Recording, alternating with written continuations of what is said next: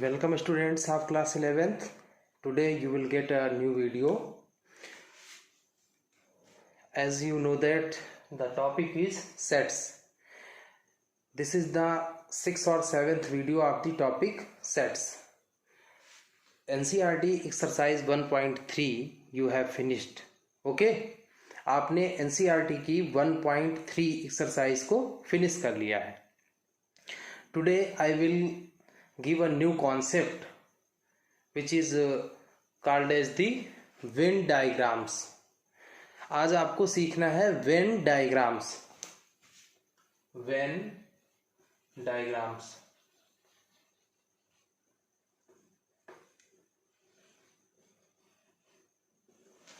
Venn diagrams को अगर हम डिफाइन करना चाहें तो ऐसे कह सकते हैं the relationship between the sets, यानी कि सेट्स की जो रिलेशनशिप होते हैं उनको हम वेन डायग्राम से रिप्रेजेंट करते हैं, या कह लो जिन डायग्राम से उनको रिप्रेजेंट करते हैं उनके रिलेशनशिप को. किसके रिलेशनशिप को? सेट्स.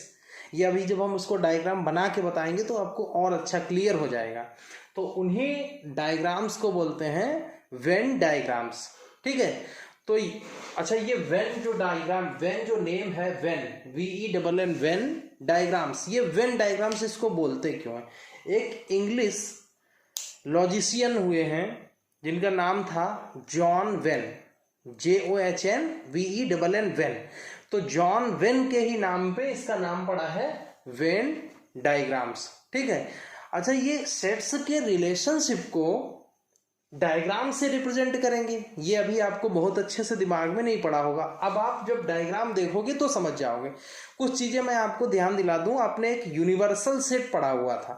यूनिवर्सल सेट याद है? यूनिवर्सल का मीन्स ये था ऐसा सेट जिसमें जितने भी हम अदर चीजों की बात कर रहे हैं वो सारे के सारे उसमें इन्वॉल्व हो जाएं. फॉर एग्जाम्पल, जैसे मैंने कहा कि real number, set of the real numbers means the set of the natural number, set of the whole number, set of the integers. ये सभी के सभी बिलोंग करते हैं किसमें? रियल नंबर्स में. Because all the natural numbers are whole number, all the whole numbers are real numbers, all the natural numbers are real numbers, all integers are real numbers. Means natural, whole, integers सभी के सभी क्या है? Real. तो it means कि जो real numbers का set है वो इन सब का क्या है?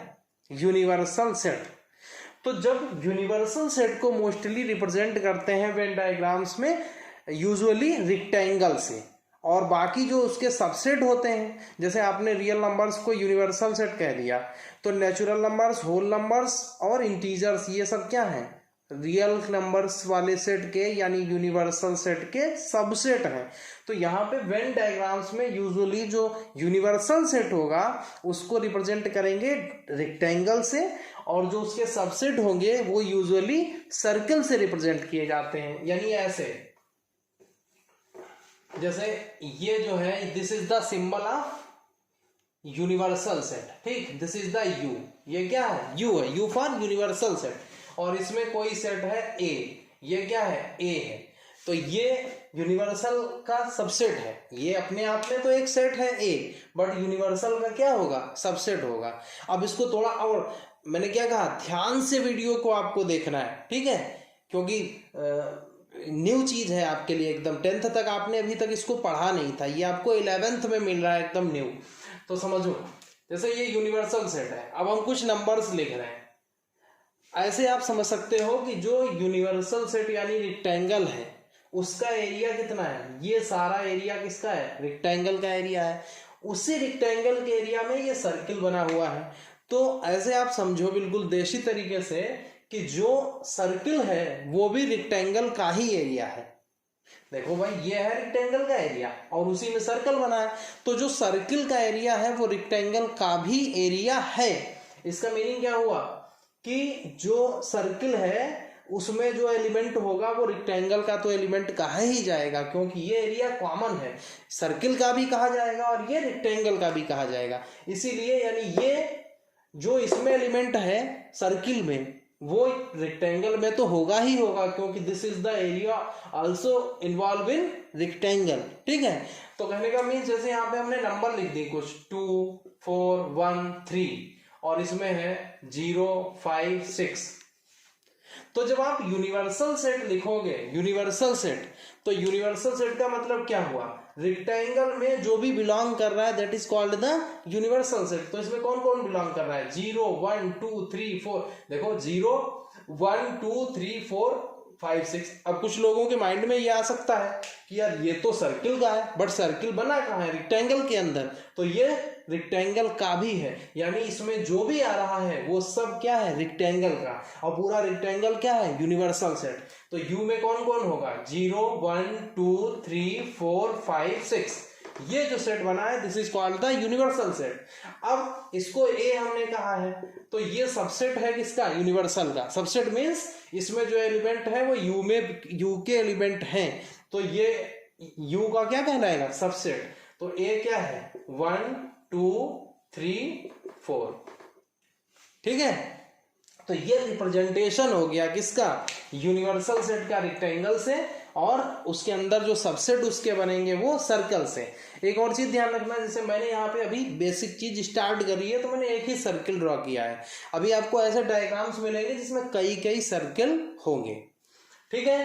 तो ये आप बिल्कुल दिमाग में बिठा लीजिए कि यूनिवर्सल सेट रेक्टेंगल से और ये सर्कल से उसका सबसेट रिप्रेजेंट होता है। अब इसी में हम आपको ऑपरेशन बता रहे हैं कुछ।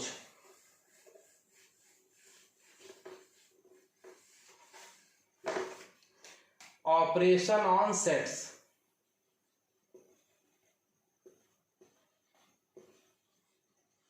सेट्स पे ऑपरेशन। अच्छा, ऑपरेशन जैसे आपने अभी तक प्रीवियस क्लासेस में आपने ऑपरेशंस पढ़े थे नंबर के।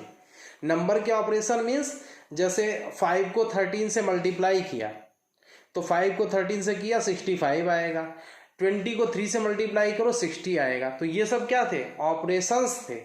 और ये ऑपरेशन किसके थे, मल्टीप्लाई के या डिवीजन का या एडिशन का। कुछ ऐसे यहाँ पे ऑपरेशंस हैं जिनको हम समझेंगे वेन डायग्राम्स पे भी बना के, और ऐसे भी उनका प्रैक्टिकल मीनिंग भी क्लियर करेंगे। तो हम सबसे पहले आपको एक कॉन्सेप्ट आपके माइंड में बिठाना चाहते हैं, यूनियन। यूनियन समझो ऐसे, union, union of sets. Union of sets क्या है, यानी कि अगर कोई सेट है, यहां पे हमने केवल सेट्स लिखा है, आप यूनियन ऑफ 2 सेट्स भी लिख सकते हो। मीन्स अगर कोई 2 सेट हैं तो उनका यूनियन क्या होगा। 2 से ज्यादा सेट्स का भी यूनियन होता है, इसलिए मैंने 2 ना लिख करके केवल सेट्स लिख दिया है। यानी अगर कोई सेट्स दिए हैं तो उनका यूनियन क्या होता है। अब आप समझो, जैसे एक सेट है ए, हम आपको एग्जाम्पल देकर के सेट का उसमें समझाएंगे तो आपको अच्छे से समझ में आएगा। उसी को फिर अभी इसका हम वेन डायग्राम भी बताएंगे, क्योंकि मेरा मेन कॉन्सेप्ट तो आज का क्या है, वेन डायग्राम। लेकिन वेन डायग्राम से पहले ऐसे समझो, A is equal to 1 2 3 4, this is the set A, and another set is B. B is equal to 1 5 6 4, ये B सेट है। तो A यूनियन B, ये जो यूनियन है 2 सेट का, मान लो कोई 2 सेट लिखे उनका यूनियन, इसका पढ़ते तो इसको रीड करते हैं यूनियन, बट इसका सिंबॉलिक रिप्रेजेंटेशन ये होता है ऐसे। सिंबॉलिक रिप्रेजेंटेशन मतलब हमको लिखना है A यूनियन B, तो लिखेंगे A यूनियन B, ये है, this is the symbolic representation. But अगर इसको हमें रीड करना है तो रीड कैसे करते हैं, लिखते हैं A यूनियन B, ये रीड करने का मेथड है, ठीक है। और सिंबॉलिक फॉर्म में हम इसको लिख लेते हैं ये, जैसे A is equal to B लिखा है, तो ये तो सिंबॉलिक फॉर्म है। और हमें अगर इसको रीड करना हो तो क्या लिखेंगे, A is equal to B, ये बात हो गई। ऐसे ही यहाँ पे ये लिखा हुआ A यूनियन B। अब ये यूनियन क्या, what is the union. Union means अगर कोई भी 2 सेट्स हैं तो the elements which belongs, A में भी जो एलिमेंट है वो और B में भी है, यानी कि कोई भी छूटने नहीं चाहिए। ऐसा सेट जो ए के एलिमेंट को भी कवर करे और बी के एलिमेंट को भी कवर करे, यानी कि इन दोनों में जितने भी एलिमेंट हैं वो सारे के सारे ए यूनियन बी में होंगे। ए यूनियन बी एक ऐसा सेट होगा जो ए और बी दोनों के एलिमेंट कवर करेगा, but we will not repeat the elements, यानी हम एलिमेंट्स को रिपीट नहीं करेंगे, एक बार लिखेंगे लेकिन सारे लिखेंगे। जैसे देखो 1 2 3 4 5 6, जैसे मैंने ये एक सेट लिख दिया। अब इसमें आप देखो 1 2 3 4 5 6 these are the elements of A union B. अब ये एलिमेंट्स 1 2 3 4 1 2 3 4 यानी ए यूनियन बी में ए के सारे एलिमेंट आ गए, और बी के 1 5 6 4 है 1 5 6 4, यानी this is the set A union B is the set in which all the elements of set A and all the element of set B consist, यानी कि ऐसा ए और बी का यूनियन कहलाएगा, मींस जिसमें ए और बी दोनों के एलिमेंट्स क्या करते हो, बिलोंग करते हो। अब इसको जरा डिफाइन कर लेते हैं, जैसे जो आप नोट्स प्रिपेयर करेंगे उसमें डेफिनेशन कैसे लिखेंगे, लिखोगे if A and B are two sets then the union of set A and B is the set in which all the elements of A and all the elements of set B exist, या लिख सकते हो consist या belong। Means A और B दो अगर कोई set हैं और अगर कोई ऐसा सेट जिसमें उन दोनों सेट के सारे एलिमेंट बिलोंग कर जाएं तो वो ए यूनियन बी कहलाएगा। तो थोड़ा सा आप याद करने के हिसाब से ऐसे समझ लीजिए कि जो कोई दो सेट होंगे उन दोनों सेट के सारे एलिमेंट अगर किसी सेट में है, और रिपीट नहीं करना है आपको, एक ही बार लिख लेना है, एक ही बार से काम चल जाएगा, तो उस सेट को कहेंगे ए यूनियन बी। बात क्लियर है? अब इसी को जरा हम डायग्राम फॉर्म में समझ लेते हैं। जैसे मैंने लिखा, जैसे ये बनाया, ये तो यूनिवर्सल है, यू है मान लो, यू मीन्स यूनिवर्सल सेट। अब इसी में अंदर हमने दो सेट बनाए, ये ए है और कोई एक दूसरा सेट है बी, ठीक, बी मान लिया ये। तो ए यूनियन बी का मतलब है ऐसा सेट जिसके साथ, जैसे ए यहां लिखा, ये हमने ए कहा, इसको ए कहो, ये जो है अंदर वाला जो सर्कल है वो ए है और जो बाहर वाला सर्किल है वो बी है। अब समझो 1 2 मीन्स जो सेट ए है उसमें दो एलिमेंट है, कौन कौन, 1 और 2, और बाहर वाले में है 3 और 4। तो हमें ए यूनियन बी लिखना है। ए यूनियन बी का मीन्स क्या, मैंने अभी समझाया था, ए यूनियन बी मीन्स जो ए का भी एलिमेंट हो और बी के भी एलिमेंट, मतलब ए बी दोनों के एलिमेंट आपको लिखने हैं। तो ए में कितने मैंने लिखे, 1 और 2, बी में कितने लिखे, 3 4। तो अगर आप लिख दें 1 2 3 4, तो इसमें क्या है, 1 2 ए के एलिमेंट और 3 4 हमने बी के एलिमेंट लिखे। तो अब इसमें ए यूनियन बी में ए के भी सारे एलिमेंट हैं यानी 1 2, और बी के एलिमेंट यानी 3 4 भी हैं। तो ये कैसा सेट हो गया, ए यूनियन बी। समझ गए? अब मैं आपको कुछ यूनियन के ऑपरेशंस याद दिलाता हूं। अब आपको हम कुछ याद दिलाते हैं प्रॉपर्टीज।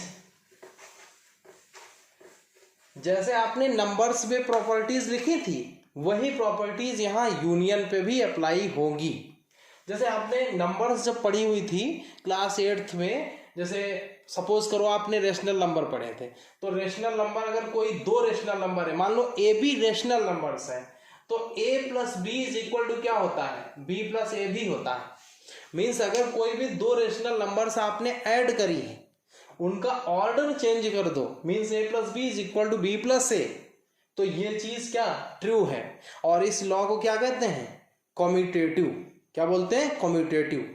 अब अगर ये नहीं ध्यान है तो इतना डीपली मैं इस वीडियो में नहीं बताऊंगा, बिकॉज ये चीजें कैसी हैं, क्लास 8th की हैं, तो ये आपको आनी चाहिए। यहाँ पे नंबर्स थी, यहाँ पे सेट्स की हम बात करेंगे। अगर कोई दो सेट है, अब समझो। अच्छा एक चीज और यहीं पे समझ लो,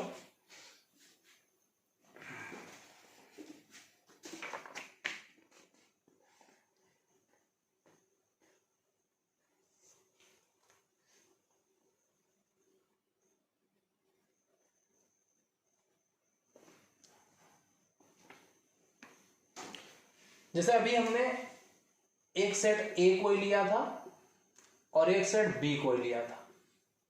हमने आपको यूनियन क्या बताया, ए यूनियन बी। मतलब जब ए यूनियन बी लिखोगे तो ये जरूरी नहीं कि ए यूनियन बी में जितने एलिमेंट आएंगे वो सारे ए के एलिमेंट होंगे, और ये भी जरूरी नहीं कि जो इसमें ए यूनियन बी के एलिमेंट है वो सारे बी के एलिमेंट होंगे। बट ये जरूरी है कि या वो ए का होगा या बी का होगा, क्योंकि इसमें तो ए यूनियन बी का मतलब है यहां दोनों के सारे एलिमेंट होने चाहिए, इसमें के भी और इसमें के भी। तो इसका मतलब ए यूनियन बी में जो एलिमेंट है वो या तो ए के होंगे या बी के। तो अगर हम इसको लिखें मान लो ए यूनियन बी, तो हम कैसे लिख सकते हैं, एक्स। ये कौन सी फॉर्म में हम लिखने जा रहे हैं, सेट बुल्डर फॉर्म में, सेट बुल्डर फॉर्म में। तो एक्स है, एक्स क्या होगा, X such that X belong to, किस में बिलोंग करेगा, ए, और एक्स बिलोंग टू बी। यानी कि ए यूनियन बी जो है उस वो एक्स का सेट है, और एक्स क्या है, या तो ए में बिलोंग कर रहा है यानी ए का एलिमेंट है, या फिर बी का एलिमेंट है। इसीलिए मैंने यहाँ पे और लगा दिया है, ठीक है। तो इस तरह ये समझ लीजिए। अब हम जैसे कम्यूटेटिव की बात कर रहे थे नंबर्स पे, तो यहां सेट पे यही कम्यूटेटिव वगैरह समझो। एक चीज और मैं समझा दूं पहले आपको, जैसे ये लिखा है, ये तो यूनिवर्सल सेट हो गया। अब इसमें एक ये है, एक ये है, ये मान लो ए है, ये बी है। तो ए यूनियन बी जानते हो कौन सा पोर्शन है, ये जितना मैंने शेड किया है ये पूरा ए यूनियन बी है। कैसे, ए ये वाला सर्कल है और बी ये वाला सर्कल है, तो ये ए यूनियन बी का मतलब अभी आपने क्या समझा, ए यूनियन बी मीन्स सारे एलिमेंट ए के भी ए यूनियन बी में होते हैं और सभी एलिमेंट बी के भी ए यूनियन बी में होते हैं। तो जब इतना सर्कल है ए का, तो पूरा सर्कल ए भी कवर हो जाएगा। ये वाला पोर्शन किसका है, बी का, तो ये वाला भी पोर्शन पूरा होगा किसमें, ए यूनियन बी में। तो जब ए भी पूरा होगा बी भी पूरा होगा, तो एरिया कितना हो गया, सारा ए का एरिया लेना है और सारा आपको बी का भी एरिया लेना है। तो दोनों सर्कल्स का जितना भी एरिया यहाँ पे है वो सारा का सारा लेना है, यानी ये पूरा एरिया क्या है, ए यूनियन बी है, ठीक है। अब जरा प्रॉपर्टीज समझो, प्रॉपर्टीज समझिए किसकी, यूनियन की प्रॉपर्टीज। अब ये किसकी प्रॉपर्टीज हम बताने जा रहे हैं, यूनियन की। किसकी यूनियन, सेट्स का यूनियन। जैसे ए कोई सेट है, ठीक है, और बी भी कोई क्या है, सेट है, तो ए यूनियन बी जो होगा वो बी यूनियन बी के भी इक्वल होगा। यानी ए यूनियन बी और बी यूनियन ए एक ही बात है।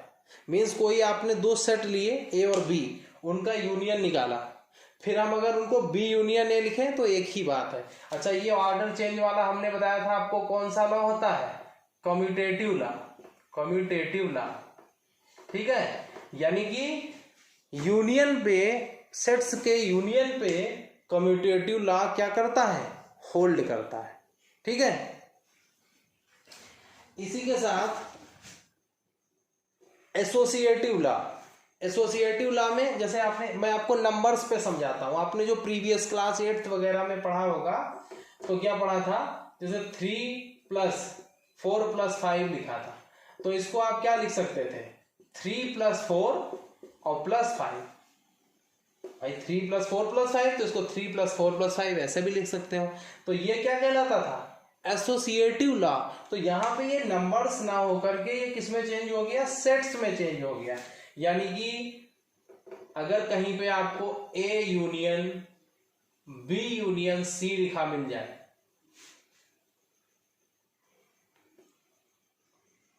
ऐसे, तो आप ऐसे लिख सकते हो, A union B union C.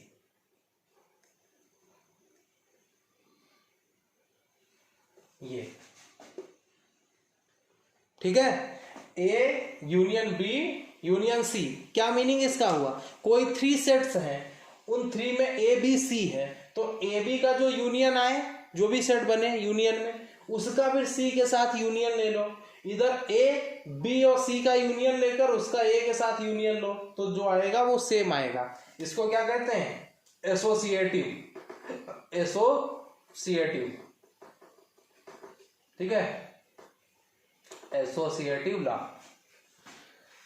Associative के बाद अगला आता है identity, law of identity element, या phi is the identity of union. ये समझो आइडेंटिटी लॉ क्या है? A union phi. अब क्या मीनिंग, देखो ए मान लीजिए कोई भी सेट है। अब यहां पे इसको समझो ध्यान से, जैसे मान लो ए हमने लिखा कोई 1 2 3, ये ए है, और फाई आपको पता है फाई में क्या होता है, कोई एलिमेंट नहीं होता, because phi is the empty set. Phi क्या है? इम्पटी सेट है। तो जब आप इन दोनों का यूनियन लेंगे यानी ए यूनियन फाई करोगे, तो हमने यूनियन आपको अभी समझाया कि यूनियन में क्या होता है, जिन दो सेट का आप यूनियन लेते हैं उनमें के सारे एलिमेंट होने चाहिए। तो इसमें जब कोई एलिमेंट ही नहीं और इसके सारे एलिमेंट कौन है, 1 2 3, यानी यही ए, भाई इसका कोई एलिमेंट नहीं ना, तो अगर इन दोनों के एलिमेंट हमें लेने हैं तो जब इसमें एलिमेंट नहीं है तो इसी के तो खाली एलिमेंट बचे, यानी इन दोनों के एलिमेंट्स का मतलब है केवल इसके एलिमेंट, और केवल इसके एलिमेंट का मतलब यही सेट ए, यानी कि ए यूनियन फाई की वैल्यू क्या होगी, ए। फिर एक बार समझो, ए ये है, फाई में एलिमेंट नहीं है, तो ए यूनियन फाई का मतलब ए के सारे एलिमेंट और फाई के सारे एलिमेंट। फाई में कोई एलिमेंट नहीं, तो ए और फाई दोनों के मिलाकर एलिमेंट कौन से हैं, ये, और ये एलिमेंट इसके ए के, यानी A union phi is equal to A है। तो इट मीन्स कि A union phi is equal to क्या होगा, ए। और ये लॉ क्या है, यहां पे आपको क्या लिखना है, law of identity of union, ठीक है, या आइडेंटिटी लॉ इसको कह सकते हैं। इसके बाद एक आपको जो नेक्स्ट पढ़ना है वो है आइडेम्पोटेंट, ठीक है, आइडेम्पोटेंट लॉ। ये समझो, जब कोई सेट का उसी सेट के साथ यूनियन हो तो इसको कहते हैं idempotent, idempotent law. Idempotent law फिर समझ लो, जब किसी सेट का उसी सेट के साथ यूनियन लोगे तो वैल्यू वही आ जाएगी। अच्छा, ये आएगी कैसे, ये तो मैंने यहां लिख दिया, आप ये याद कर लें कि ए यूनियन ए होता है, ये तो रटने वाली बात हो गई। अब इसको समझोगे कैसे, जैसे मान लो ए है, ए की वैल्यू है 2 3 4, कितनी, 2 3 4। अब भाई ये ए है, इसको आप फिर लिखेंगे तब भी ये यही रहेगा 2 3 4।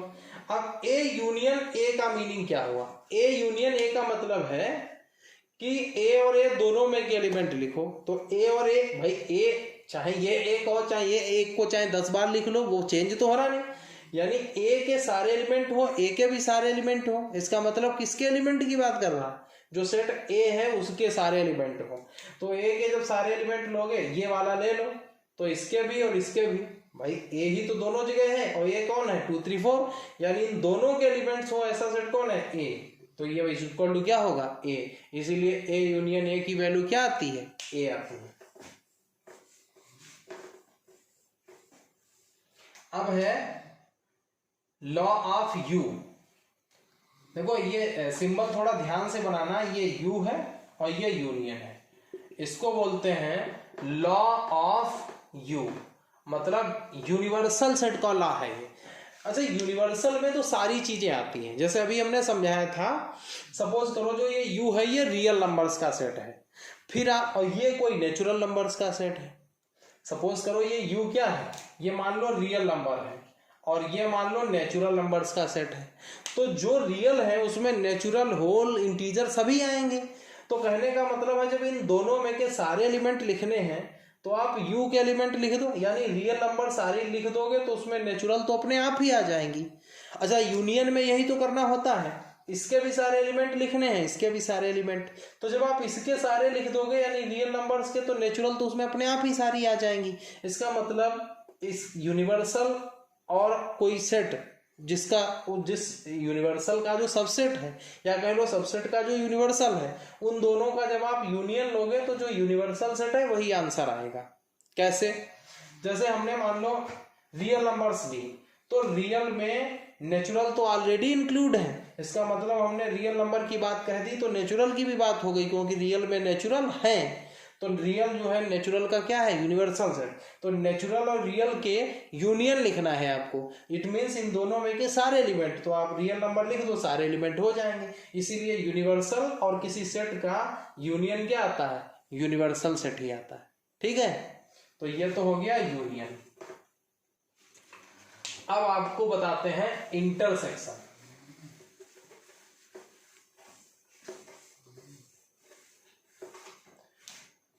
Intersection of sets, intersection of the sets. जैसे अभी आपने यूनियन पढ़ा, तो यूनियन में क्या था कि जो भी दो सेट थे उन दोनों में के सारे एलिमेंट लिखने होते थे, तो वो सेट कहलाता है यूनियन। यहां पे नहीं ऐसा है। जैसे मैंने कोई एक सेट लिया ए और एक सेट लिया बी, तो यूनियन का ये सिंबल था, यानी कि हम जब लिख रहे थे ए यूनियन बी तो ऐसे बना रहे थे। बट यहां है इंटरसेक्शन, तो लिखेंगे ए, ये इंटरसेक्शन का सिंबल है, मतलब उसको उल्टा कर दो। ठीक है, तो this is the symbol of intersection. तो इसको रीड कैसे करेंगे, ए इंटरसेक्शन बी, और सिंबॉलिक फॉर्म में ऐसे लिखेंगे। ठीक है, तो इसका मीनिंग क्या है, इसका मीनिंग ये है कि ऐसे दो सेट, कोई भी सेट है ए बी, मान लो ऐसे लिख लेते हैं, ए है 1 2 3 और बी है 1 2, केवल ये दो सेट है। तो इंटरसेक्शन का मीनिंग होता है कि जिन दो सेट का आप इंटरसेक्शन ले रहे हैं उन दोनों में जो कॉमन एलिमेंट्स होंगे वो इंटरसेक्शन कहलाता है। मीन्स जब हम लिखेंगे यहां पे ए इंटरसेक्शन बी, तो इसमें इसका मीन्स ये हुआ कि ए और बी में कॉमन, तो ए बी दोनों में कॉमन कौन है, 1 2 इसमें भी 1 2 इसमें भी, तो ए इंटरसेक्शन बी होगा 1 2। तो इसको डिफाइन कर लेते हैं यहीं पे। डेफिनेशन इसकी क्या होगी कि if A and B are two sets then the set of those element which are common in A and B both, this set is called the A intersection B. Hindi में इसका मीनिंग समझो, मैं जो भी बोल रहा हूं ये सब आपको नोटबुक पे नोट भी करना है। क्या मैंने कहा कि अगर ए बी कोई दो सेट्स हैं तो उन ए और बी दोनों में जो कॉमन पोर्शन हो वो क्या कहलाता है, इंटरसेक्शन। अब जैसे इन दोनों में कॉमन क्या था 1 2, तो 1 2 क्या हो गया, ए इंटरसेक्शन बी। ठीक, हम एक और एग्जांपल आपको देते हैं। जैसे ए इज इक्वल टू लिखा ए ई आई ओ यू, ठीक, और बी लिखा ए यू। इसमें वॉवेल्स का सेट मैंने लिखा ए में, और बी भी वॉवेल्स हैं बट इसमें 2 ही वॉवेल्स हैं। तो जब आप लिखेंगे ए इंटरसेक्शन बी, मीन्स ऐसा सेट जिसमें ए और बी के कॉमन एलिमेंट हो, कॉमन मीन्स ए बी दोनों में हो। तो ए और यू ऐसे सेट एलिमेंट हैं जो बी में भी हैं और ए में भी ए और यू है। तो ए कॉमा यू का जो सेट है this is the A intersection B है। तो जैसे हमने उसकी कुछ प्रॉपर्टीज पढ़ी थी अच्छा पहले इसका वो बता देते हैं, डायग्राम बता देते हैं। जैसे मान लो ये है, ये यूनिवर्सल सेट है, ये एक सर्कल है ए और एक ये सर्कल है बी। जब हमने इसका यूनियन बताया था तो जो दोनों सर्किल का टोटल एरिया था वो मिलकर ए यूनियन बी बना था, क्योंकि ए यूनियन बी में ए बी दोनों लेने होते थे। यहां पे डेफिनेशन क्या है, ए इंटरसेक्शन बी में क्या होगा, हमने क्या बताया, सेट ए और सेट बी दोनों का जो कॉमन पोर्शन हो उसको कहते हैं ए इंटरसेक्शन बी। तो देखो ये सेट ए है और ये सेट बी है, हमने बताया। अब इन दोनों का कॉमन क्या है भाई, इन दोनों सर्किल का अगर आप कॉमन पार्ट देखें तो कौन सा पार्ट है, ये पार्ट है। ये देखो मैंने जो बीच में सेट किया ये क्या है, ये इन दोनों सर्किल ए और बी का क्या है, कॉमन पार्ट। तो ये जो पार्ट है ये कहलाएगा ए इंटरसेक्शन बी। क्यों, क्योंकि ए इंटरसेक्शन बी का मीन्स है ए बी दोनों का कॉमन पार्ट, और ए और बी दोनों का कॉमन पार्ट सिर्फ इतना, कॉमन मीन्स इतना पार्ट सर्किल ए में भी आ रहा है और दिस पार्ट सर्कल बी में भी बिलोंग कर रहा है। तो this is the A intersection B. ठीक,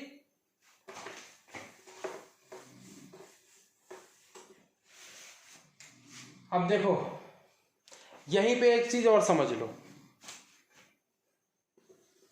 अगर कहीं पे ए है, ये ए है और ये बी है, और इसका आपको ए इंटरसेक्शन बी की बात कर रहा है, तो हमें पता है कि ए और बी का जो कॉमन पोर्शन होगा वो ए इंटरसेक्शन बी कहलाता है। बट यहाँ पे कोई कॉमन पोर्शन नहीं भाई, ए बी को जब टच ही नहीं कर रहा, कॉमन तो तब होगा जैसे दो सर्कल ऐसे हैं, ये कॉमन पोर्शन है, बट यहाँ पे तो दोनों अलग हैं। तो इस टाइप की कंडीशन को कहते हैं डिसजॉइंट सेट्स। क्या? Disjoint sets. तो ए और बी क्या है यहाँ पे? Disjoint sets. ठीक है, तो आप प्रॉपर्टी देख लीजिए फटाफट।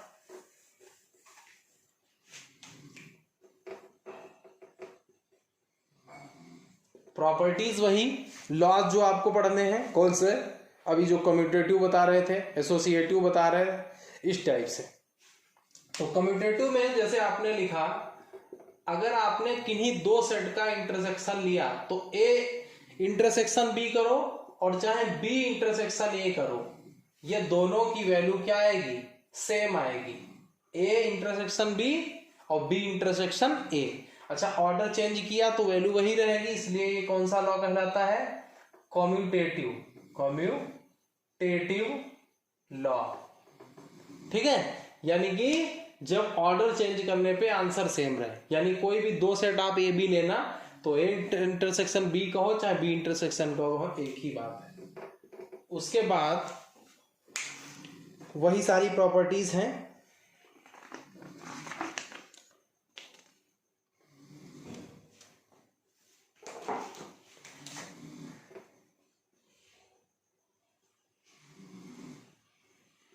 मैंने क्या लिखा? A intersection B intersection C is equal to A intersection B और इंटरसेक्शन सी। ये क्या है? Associative law. समझो, थ्री सेट्स हैं कोई ए बी सी, उनमें पहले आप बी और सी का इंटरसेक्शन फाइंड कर लो और उसका जो आए उसका इंटरसेक्शन ए के साथ ले लीजिए, फिर ए और बी का एक साथ इंटरसेक्शन लो और जो आंसर आए उसका सी के साथ इंटरसेक्शन ले लो, तो वैल्यू चेंज नहीं होगी। ऐसा क्या है? इसको कहते हैं एसोसिएटिव लॉ। आपने क्लास 8 वगैरह में यही लॉ रेशनल नंबर्स के लिए पढ़ा था, यहीं पे यहाँ पे आप वही लॉ सेट्स के लिए पढ़ रहे हैं। ठीक है, इनके जब आप एग्जाम्पल्स करेंगे तब ये चीजें आपको और अच्छे से क्लियर हो जाएंगी। जितनी क्लियर अभी हो रही है यहाँ से, इससे भी ज्यादा जब आप इसके एग्जाम्पल्स में आपको कराऊंगा तो और अच्छे से क्लियर हो जाएंगी। फिर थर्ड देखो, थर्ड आपका है law of phi and you.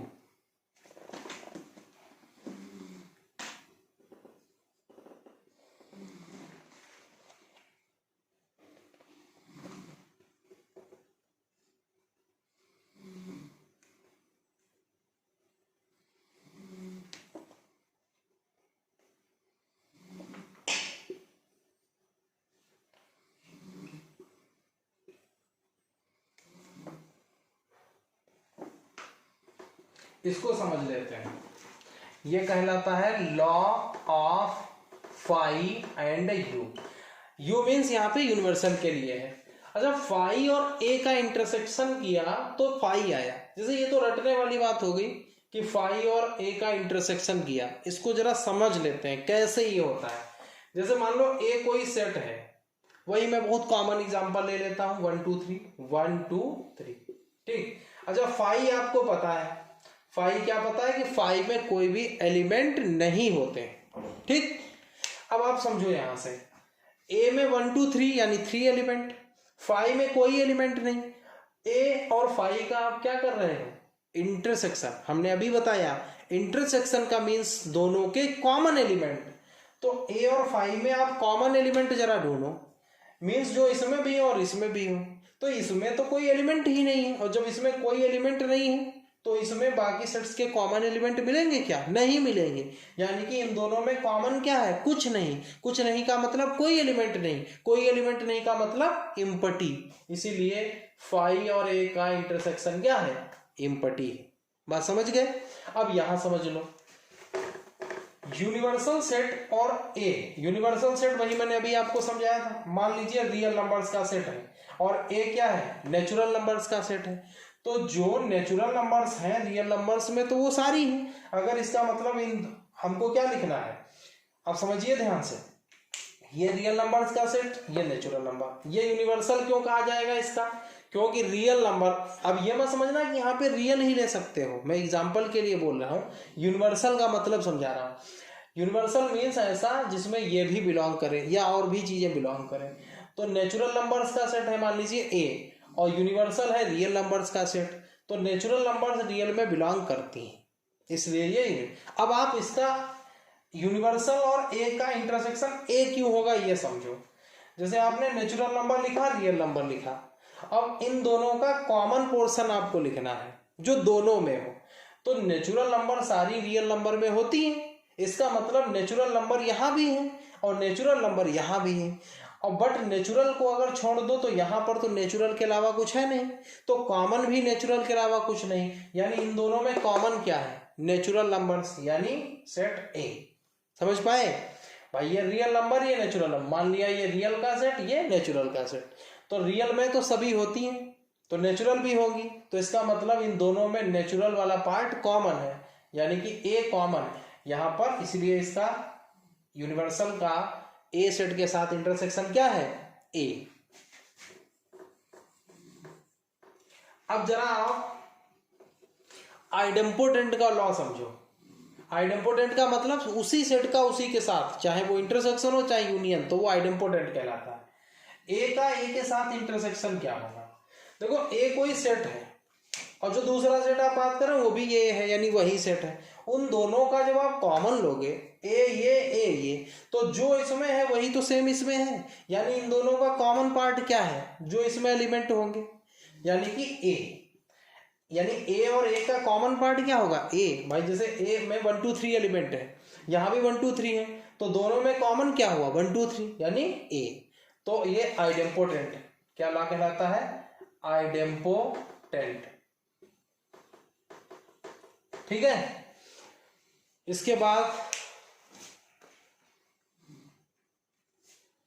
Distributive law भी है, उसको जरा समझ लो।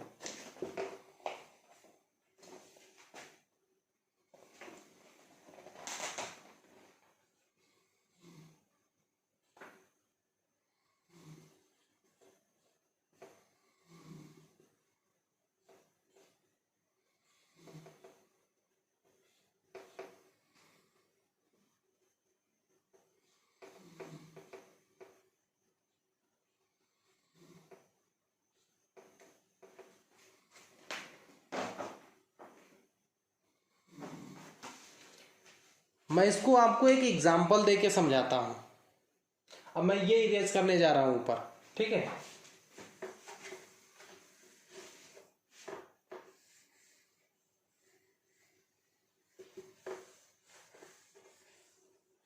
मैंने कहा थोड़ा सा पेशेंस रखना, अगर इसमें आपको जरा सा भी लगता है कि बहुत अच्छे से क्लियर नहीं हुआ तो जब इसके एग्जाम्पल करोगे तब अच्छे से और क्लियर होगा, लेकिन कोशिश करो समझ में आ जाए, नई चीजें हैं। देखो A union B union C लिखा, सॉरी ये A intersection B union C, तो ये इसकी वैल्यू क्या होगी, ए इंटरसेक्शन बी, फिर ए इंटरसेक्शन सी, और बीच में क्या है यूनियन। ठीक, ये तो है A intersection B union C. ठीक, जैसे आप मान लो ये लिखते थे 3 इंटू 5 प्लस 4। अभी आप यहां से दिमाग हटाइए, इसको पहले समझते हैं। तो इसको आप क्या लिखते थे, ये रेशनल नंबर्स पढ़ी थी 8th में, तब ये सिंबल 3 इंटू 5 लिखते थे प्लस ये वाला सिंबल और फिर 3 इंटू 4।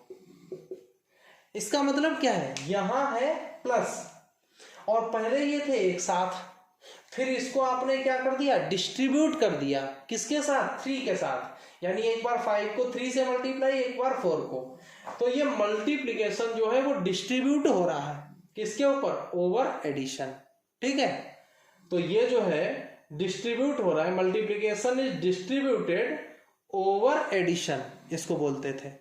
भाई ये मल्टीप्लिकेशन है, ये डिस्ट्रीब्यूट कहाँ हुआ, इसके ऊपर, कहाँ कहाँ, ये और ये एक साथ, ये और ये एक साथ। तो यहां पर जो ये प्लस और मल्टीप्लाई थे वही यहाँ पे यूनियन और इंटरसेक्शन हो गए, ये इंटरसेक्शन और ये union.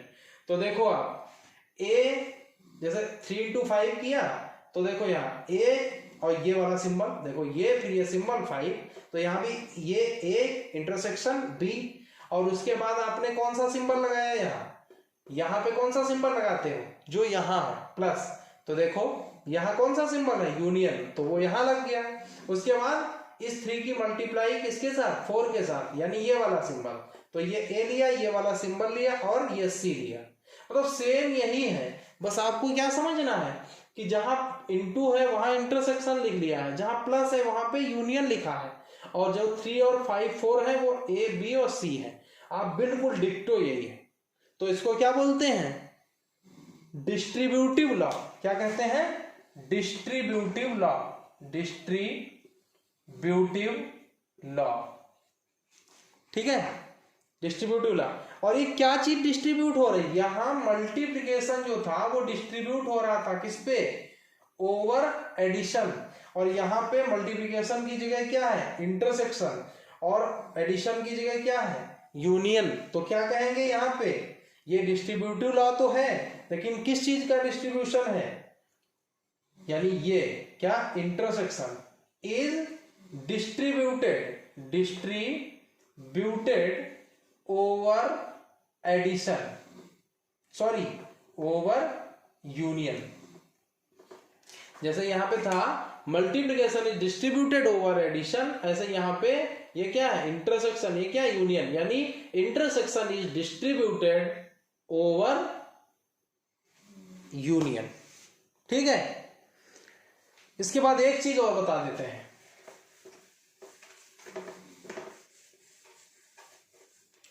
Difference of sets, difference of sets, difference of sets क्या है, डिफरेंस वही जो आप सब्ट्रैक्शन घटाने वाला समझते हो, वही डिफरेंस की बात हो रही। जैसे आपको a माइनस बी लिखना है, ये क्या पढ़ा जाएगा, a माइनस बी, ये a और b का डिफरेंस है।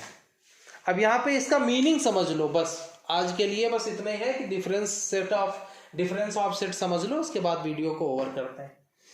सुन लो लेकिन ध्यान से, आप लोग केयरफुली वीडियो देख नहीं रहे हो, वीडियोस को प्रॉपर देखिए, नोट्स बनाइए, लाइक करिए, और एक फॉर्मेलिटी नहीं बल्कि इसको आप प्रिपरेशन के हिसाब से काम करिए, ठीक है। तो a माइनस बी का मतलब क्या है, ये तो इसका रीड करने का तरीका बता दिया। अब इसको समझा देते हैं। जैसे a कोई सेट दिया है और b कोई सेट दिया, हम यहां लिख दे रहे हैं। a मान लीजिए सेट है a e i o u, और b कोई सेट है, उसमें एलिमेंट है a b c d, ठीक।